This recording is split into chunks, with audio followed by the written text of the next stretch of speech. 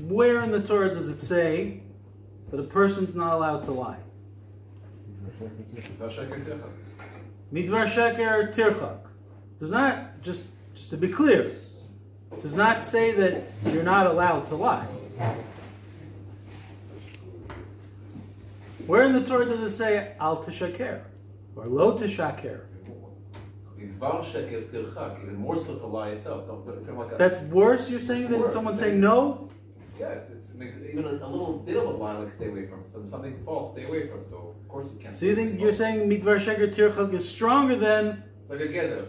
Don't lie. Exactly. Distance yourself from lying is more than don't lie. Although I have to point out that when you say lo, that means it's allowed. It's clearly forbidden. And if I tell you to do something like tirchak, that means it's an aseh. So if we're talking just in terms of korbanos, certainly lo tishaker would be more stringent than midvar sheker tirchak. Okay? So the first source I want everyone to look at, and we'll sort of do this, we're going to try stop and start getting together with chavrusas a little bit over here, make more of a matzav. The first source I want everybody to look at is, we can look at the pasuk, look at the verse in Exodus, in Shmos. We'll look at the verse together.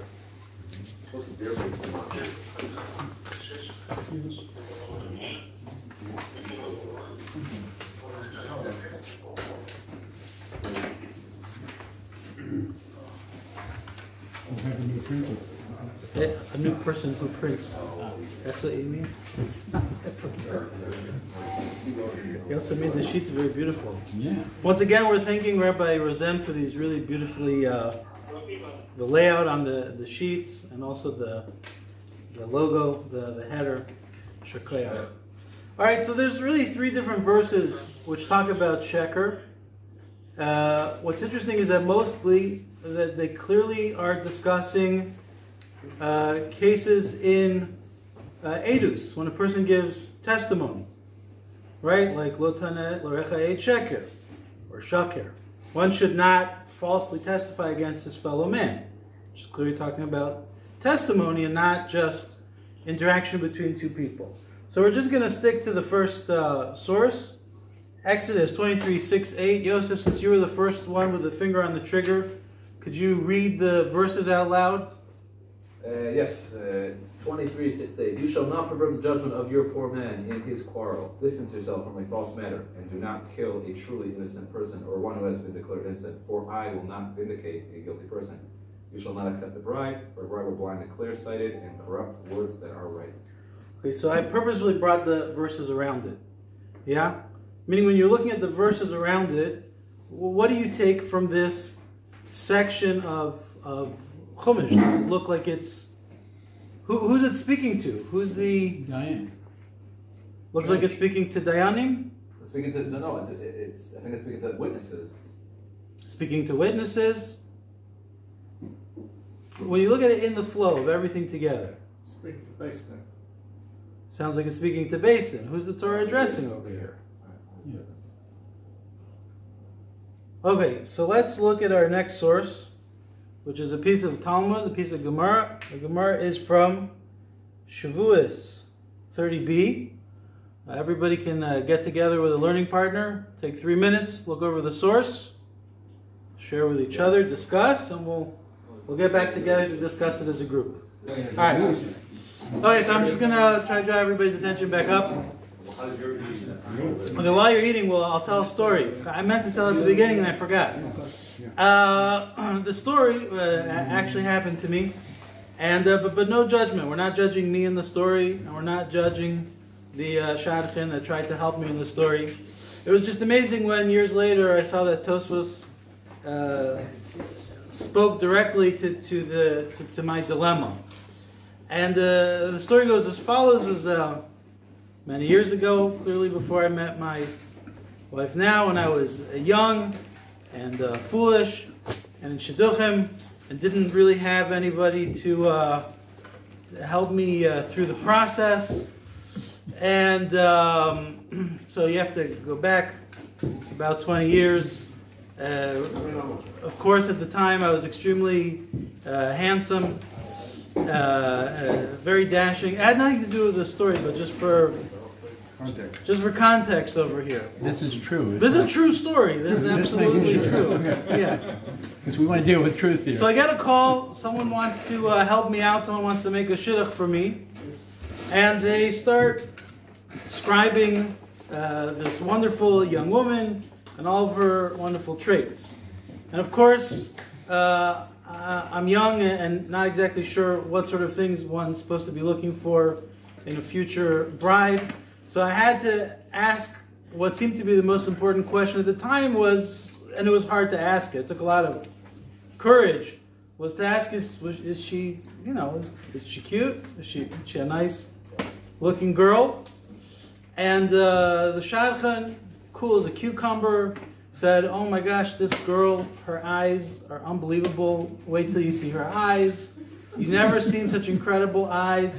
And I'm still very naive. I just take things very much. I was like, wow, okay. So I got a yes, plus great eyes, looking forward. So I go on the date, and almost immediately I understood that the reason she was mentioning the eyes was to draw away from certain other features. Which was fine. I'm not, again, it wasn't a judgment on me for asking, and it's not a judgment on the shadchan, because obviously it's not everything there is to a shidduch. And everybody should just know, by the way, the happy ending to the story is this young woman. She really is a wonderful young woman, and she's happily married and raising a lovely family nowadays. But I, at the time, was quite upset that the shadchan, I felt, had misled me.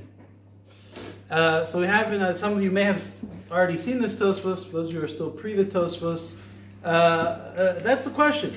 Was it permissible for her to focus on one area in order to draw my attention away from other things? Okay, so that's the story. First of all, let's jump back into the Gemara in Ksubis and Ktuvot over there. So after we spoke about Midvar Sheker being a matter of Beis Din, what do we learn from the Gemara in Ksubas? Questions, comments? Let's jump into it. It's not a Beis Din. First machlokes. It's a wedding, not a Beis Din. It's a wedding, not a Beis Din. All right, and so therefore, what's your job at a wedding? What's your job at a wedding?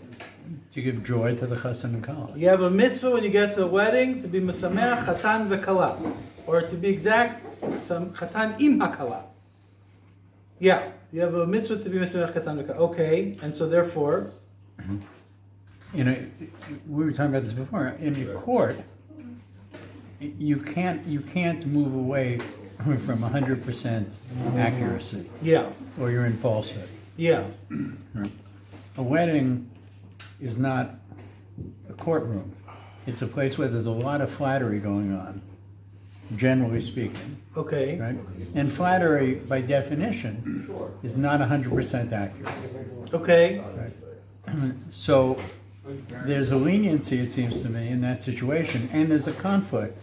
I think, by the way, this begins by saying, how does one dance at a wedding? Yeah. It seems to me if the bride is not attractive, yeah, right, it's better just to dance and not make a lot of comments. Better to dance and not make comments. Okay. Well, why do we need to make comments? It's a good question. Well, you want to bring joy to them, but do you want to lie at the same time? That's a question. Can you avoid it? And the answer is maybe you can avoid it by looking for something nice to say.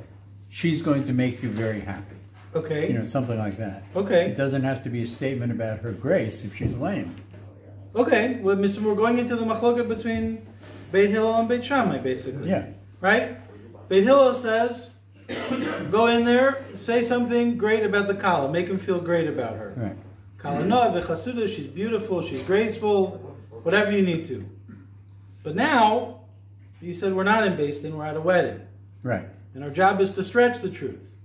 Well, if you came before a Beis Din, yeah, and you were asked, was the bride beautiful? Whoa. Yeah. Right? That's a very different situation. We might have an objection. Yeah. Right? In that situation, you can't say she's graceful. Oh, when no, you but know that's she's good. not. That's all. That's good and fine. We're making a good distinction, a clear distinction, that a wedding is not based in. But now what we want to follow that up with is, if so, what is Beit Shammai arguing against Beit Hillel? That's a good Beit question. Shammai says, "What do you can't do that. A subjective point of view. Mitvar sheker tirchak. Distance Shammai yourself." is saying a subjective point of view.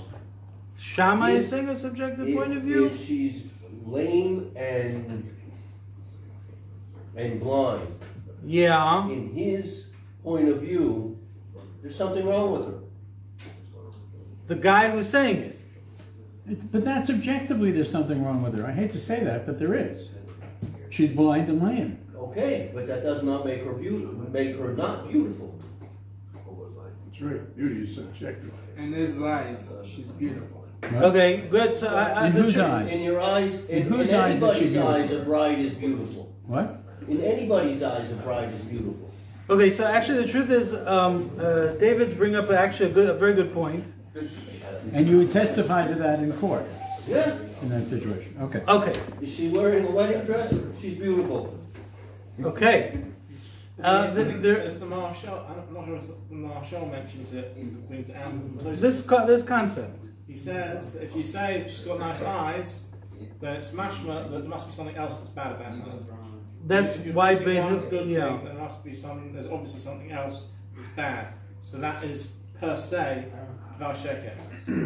Not dvar sheker. It's implied dvar sheker. It's not a dvar sheker. No, hold on. It's- Sorry. It's your The Marshal is by praising the eyes. Yeah. You're by definition impliedly giving ganai on something else. okay. Good. So again, we're gonna see it in a little bit, but he's explaining the machloket between Beit Shammai and Beit Hillel. Meaning, Beit Shammai come and say, no, you can't lie, right? So what should you do? You say kala kamochihi. We're going to see in a second what kala kamochihi means. But one possibility that's pointed out, kala kamochihi means talk about what's good about her.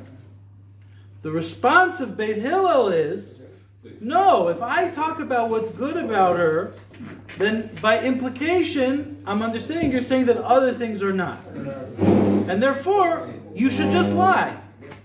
That's Beit Hillel's response. Or just dance. Or just dance and don't say anything. Okay? It seems like this hill is even going further than that. You're not lying when you're lying. You're not lying. Obligation. When you say that she's beautiful, you're not like that lie is not a lie. You're not lying. Where do you see from Beit Hillel that it's not a lie? Meaning Beit Shammai says there's a problem with dvar sheker tirchak. So that sounds like it's a lie. That's Beit Hillel. Right, so he's saying you're not telling a lie, you're telling the truth as the Chosn sees it. Okay, that's a very teef answer. That's You're a very telling the truth, deep what? explanation. It's a very deep explanation of how to understand the words that your intellect should be mixed in with the way that the world. How do we translate it? It's not a great translation, but what do we say over here? What? Isn't the rabbis from Ari like Ari like sweet? Like Arba Lashem? Moaris is arvus. You should be. No, is it that's spelled differently or not? Congruent. No, it's not spelled differently, but it should be from. It's the lashon of being mixed in, of being of seeing each other's. I mean, meaning Rav David's giving a very good definition for what it means to be aruv. One's disposition must always be pleasant toward people. It's a very parva translation. Literally would be more like one should be mixed in with other people and how they view the world. Okay, wait, so I need to take a few steps back because we're jumping all over the map over here. Yes, Rabbi What's in my Yitzchak. mind is that what I get from both of these, the thing that's common to both of them is what we're saying is what the goal of the Edom are in the situation. That's how they should. What is the purpose of the testimony that's being given? What's the purpose of it being given in court? What's the purpose of the words that are given at the wedding? Yeah. You have to decide that first, and then you can decide what's a lie and what's not. Okay. No. So The purpose of the wedding is different than the purpose of the baby. yeah, so as Rav Ostreicher pointed out over here, that the idea is clearly to be Mesamech Hatan B'Kala. We came to make the bride and the groom happy. And so let's be more exact. That's why I wanted to add in this idea, L'Samech Hatan Im HaKala. Specifically, we don't just say L'Samech Hatan B'Kala, we say L'Samech Hatan Im Kala, Im HaKala. That's to say that you have to bring them a happiness that they see in each other, is ultimately the mitzvah. Meaning the greatest mitzvah of Simchat Chatan you could do isn't just to dance for him, but to say something that will help him, that the Kala will find more favor in his eyes. That's a Samech Chatan Im HaKala. Using the Yada to be Samech Chatan. That, meaning that's why we don't just dance and make the chassan happy by himself. There's no mitzvah for the chassan just to have a great time at his wedding. It's to get him excited about the marriage. That's the whole point. Sounds like it's an asay, another asay. If the say of being Mesamech the chassan the kawa. So clearly, if Beis Hillel is willing to bend the truth, we see that this is important. We have a makor for the sin that deviation from the truth from the mice with sorrow. It's like, When Hashem says she's zakim. Okay. That's already makor from Hashem that we're saying that you're allowed to deviate from the truth in certain scenarios. Okay, good. So, Rabbi Yaakov brought up something that I purposefully left off the sheets. The reason I left it off the sheets is because it's very big machloket rishonim. It's called can a person be mishaker for the sake of shalom? see Hashem did it by the Saita. Aaron HaKohen. We say that shalom is so big that Hashem is willing to lie for the sake of shalom.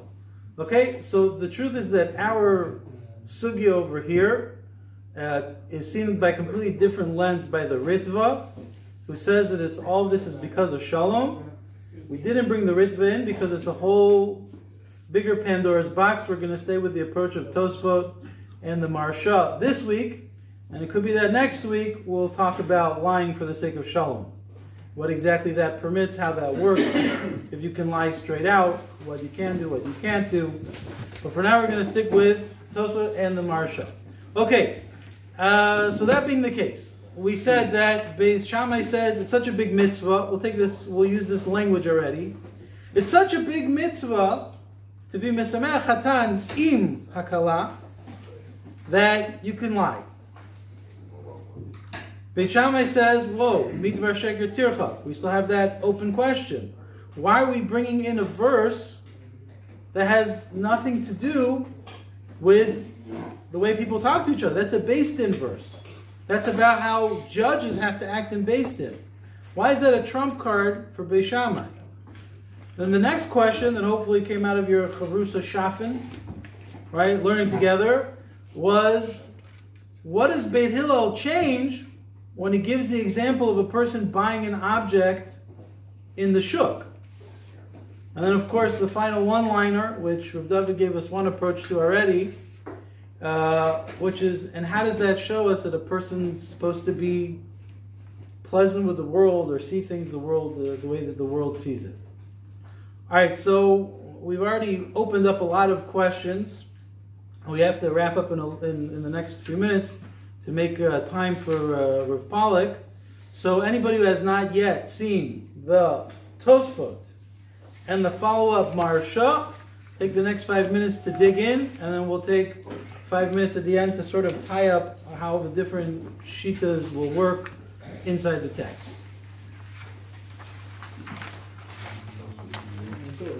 So first of all, one thing that we see from Beis Hillel for sure is that seemingly this concept of mitvar sheker tirchak, Yosef gave the possibility trap at the beginning that means that you have to go as far away as possible.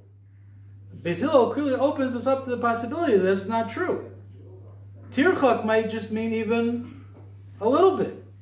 Mitvar sheker, if we say al tishaker, lo tishaker, that means no, you can't lie at all. So mitvar sheker tirchak, that means create distance. How much distance? I don't know.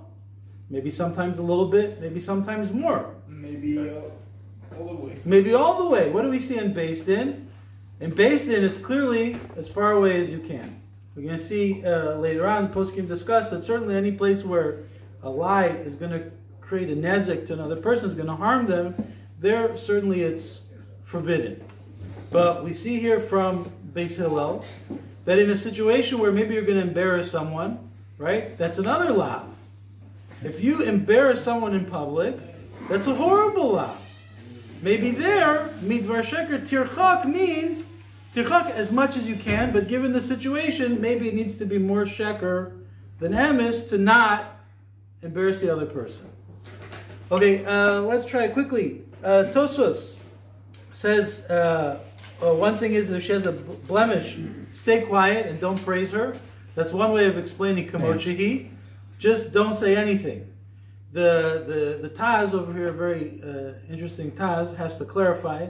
If anybody wants to see, this is brought lahalacha. Ketzad Makdim Lifnei Akala in Even Ezra Samechei Sif Aleph. Okay, 65. I don't know how you say sif in English. Section line. I don't know. The first one, right there at the beginning. The Taz says, wait a second. If every chasana you go to, everybody's singing and dancing the song, your kala is beautiful and she's graceful, and then you go to the next chasana, and then everyone's just dancing and nobody's singing. So that's the worst. That's the worst possible situation. Yeah, but mechanic dances say chasanas. That's what? Mechanic dances. That's only if it's only b'basach. It's only one time. But you could do it in consecutive days. Although in Carmiel, it's if you get in one every 2 a week, it's already okay. But anyways, but it's a good heart. Good. Let's just get distracted on that. All right. Good. So the Taz explains that if they're not singing it in the second letter. That clearly, when Tosfos says, Tosfos doesn't mean be completely silent. Tosfos means be silent on those points where you feel like they're a sheker for you. Okay, which is going to be similar to Tosfos' second answer, which is focus on the good things. Don't talk about the bad. Beis Hillel is going to say, by implication, he's going to understand the bad. Better to not say anything at all. Now, there's a second Tosfos. I apologize, and it's two Tosfos in, and so therefore the second one got cut off. The problem with that statement about... Well, but I have to push through. I'm sorry. Okay. So you can ask me afterwards. Okay. Okay, there's another Tosfos over here that says that Beis Shammai actually agrees with Beis Hillel. Beis Shammai agrees with Beis Hillel in everything that they're saying with the purchase. Right? Someone makes a purchase. You don't go to him and you say it's a bad purchase now that he can't return it. It's too late. So what's the problem then? So it says the problem is that we can't have Beis Din now being metakein something that could bring people to lying. Meaning what's beautiful about this Tosfos is that it explains why Beis Hillel brings a shuk example and why we're using midvar sheker, which we said is a Beis Din line. That's about Beis Din. Tosfos says 100%, the way he's learning the sugya, 100% Beis Shammai agrees with Beis Hillel in the shuk. But if Beis Din's going to come along and they're going to make a decree of how to express certain ideas, now we can't put people in a situation where they're going to maybe come to lie. Where do we see that? The Gemara says, Ketzad Marakti Lifnei Akala, sounds like there was some sort of a Beis Din gave a ruling. This is how you praise a kala at the chasana. Because it says if Beis Din's going to tell us how to do it, then midvar sheker tirchak. Beis Din can't put us in a situation where maybe we're going to come to lie. We're going to be lying now with Beis Din's reshus. That's Tosfos' very beautiful approach. The Maharsha understands Tosfos with a little bit of a twist over here. He understands the way that Reb David was explaining earlier, that it's what we're saying is it's not a sheker according to Beis Hillel because it's in his eyes. And that's exactly the example we brought from the shuk. The chassan. When someone purchases something in the shuk, if he bought it, clearly he wanted to own it. So what's the point now at this point of coming along and pointing out shortcomings? What happens if he goes to the Beis Din and says the salesman lied to me about the car? No. In Achanami, if there's a reason that maybe you believe he was lied to or misled, then certainly you can be honest with him, because here he has to go to Beis Din. But if you just bought an ugly painting, Yeah, he bought a piece of modern art, and he holds it up to you, and it's a picture of a gray background with a piece of toilet paper stuck to it. And he says, "I just paid $5,000 for this. What do you think?" Hunter Biden painted it. Whatever it was, but the point is, at that point, you can't take the guy to Beis Din because you have bad taste, right? Right. So that's it. But the point is that he found it beautiful. That's what the Maharsha understands. That's why Beis Hillel is saying it's not a lie. You know why it's not a lie? Because Kala Noi V'Chasuda in his eyes. Beis Shammai says, okay, but that's not what people mean when they say it. That's right. Beis Shammai's response. Beis Hillel says it's not a lie. It's not a lie. Because Kala Noi V'Chasuda, it's true for him. But for you, it's not. And that would explain also... But he's not saying it. You are at that point. Who's not? You're when saying. Beis Hillel says in the chassan's eyes she's beautiful. That's right? what you're saying. That's why you can lie. That's But why you're you not can the say chassan. Kala Noi V'Chasuda. It's not a You're lie not because the for chassan. him it's true. You can say in your eyes she's beautiful, but that's a backhanded compliment. That's Beis Shammai's response. Yeah. Now we go to David's very nice interpretation of what it means to be Moravim Mimabrios. That's exactly what Beis Hillel is saying. Just like when a person purchases something because he has bad taste, right? So he has bad taste. So you can tell him it's nice because obviously it was nice to him. And we say from here we learn that a person should be Moravim with the Brios. A person should be mixed in with the Brios. He should see the world the way that other experiences the world, so that he can talk to him in a way which is meaningful for him. And don't make decisions what people should find or not find beautiful or not beautiful. So that's why this is a world of falsehood. That's why. And with that, we're going to stop, and we're going to cede the floor